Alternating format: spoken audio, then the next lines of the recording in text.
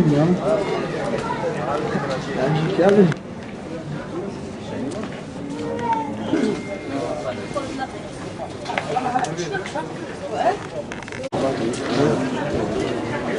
Stefan hangisi benim?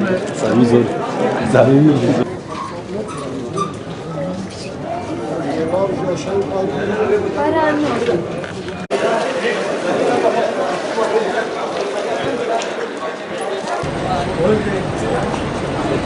Bir fatura aldık diyor.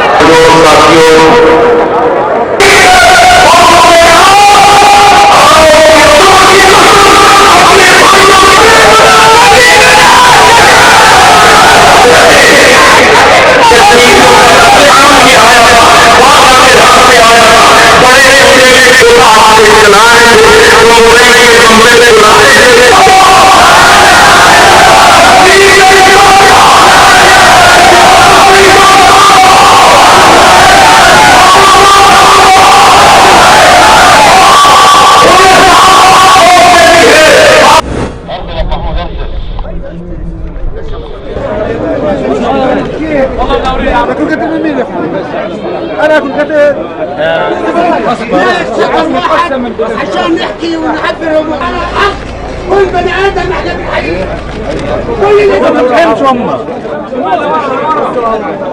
احنا نطالب سيادة الرئيس ابو مازن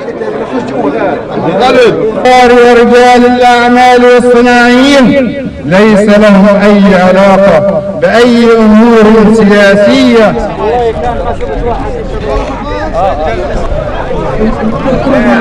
Speaker Melissa Mock Viverito, Anidia Velasquez, Senator.